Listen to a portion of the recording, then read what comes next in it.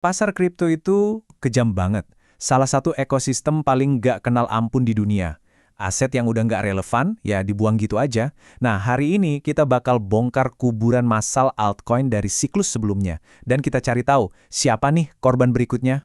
Pertanyaannya simpel tapi ngena banget. Kenapa sih lebih dari setengah altcoin raksasa yang dulu kita kenal di tahun 2022, sekarang ya gitu deh jadi koin zombie? Apa yang sebenarnya terjadi di pasar? Angka ini bukan main-main loh, 60%. Ini tuh tingkat perputaran atau turnover rate dari 20 altcoin teratas. Artinya apa? Ini bukti adanya pergeseran modal gede-gedean yang sangat terstruktur. Uang pintar lagi bergerak dan mereka nggak akan nengok ke belakang. Oke, kita mulai bedah ya. Kita ini lagi nonton kiamatnya para altcoin generasi lama. Ini bukan sekedar koreksi pasar biasa, tapi ini benturan fundamental antara proyek-proyek warisan dari siklus 2022 dengan para penantang baru yang jauh-jauh lebih efisien. Selamat datang di era baru, namanya risk reboot. Kalau dulu pasar itu digerakin sama euforia dan spekulasi kita-kita, para retail, nah sekarang setirnya udah dipegang sama para institusi. Mereka nggak beli janji manis, mereka mengalokasikan portofolio berdasarkan pendapatan nyata, utilitas, dan tokenomik yang sehat. Aturan mainnya udah total berubah. Nah, inilah yang terjadi sama banyak proyek lama itu. Mereka jadi ghost chains atau rantai hantu. Gampangnya gini, secara teknis, blockchain mereka sih masih jalan. Blok baru masih muncul, tapi secara ekonomi, kosong melompong. Nggak ada pengguna, nggak ada volume transaksi, nggak ada pendapatan. Ibaratnya punya mall megah, tapi nggak ada pengunjungnya sama sekali. Hidup, tapi nggak bernyawa. Dan ini bukan omong kosong loh. Coba lihat datanya. Cardano, Polkadot, yang dulu digadang-gadang jadi Ethereum killer, sekarang udah terlempar dari 20 besar. Raksasa metaverse kayak Decentraland sama Sandbox, valuasinya hancur lebur, anjlok lebih dari 90% dari puncaknya.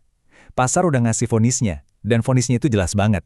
Yang bikin makin nyesek, mereka tuh matinya nggak langsung door kayak Terra Luna. Mereka mengalami slow bleed atau kematian perlahan. Coba aja lihat trading pair kayak ADA lawan BTC atau DOT lawan BTC.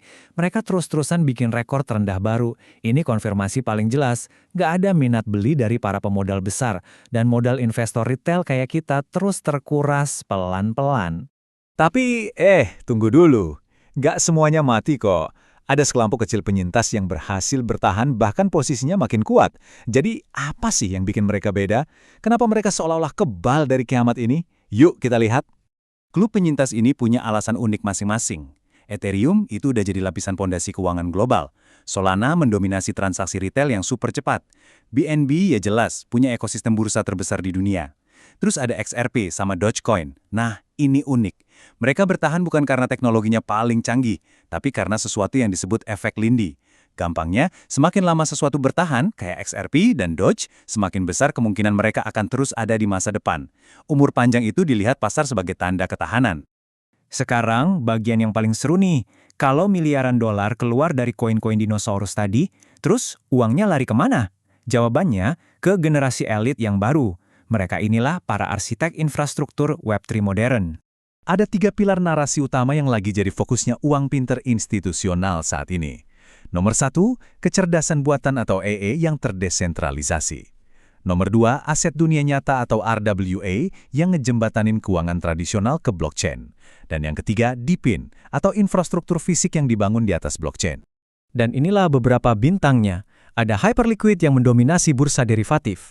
Ada Bitensor yang membangun pasar komputasi AI secara desentral. Ada Ondo Finance yang bawa obligasi Amerika Serikat ke blockchain.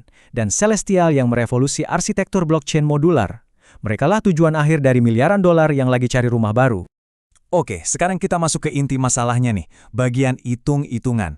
Kenapa sih koin-koin lama itu secara matematis hampir mustahil buat balik lagi ke all-time high mereka?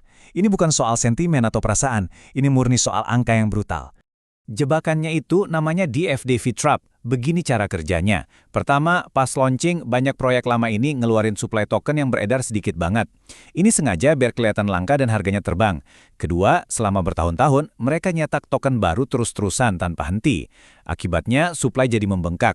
Jadi, untuk balik ke harga puncak yang lama, mereka butuh valuasi sampai triliunan dolar. Butuh suntikan modal yang, nyaris mustahil didapetin.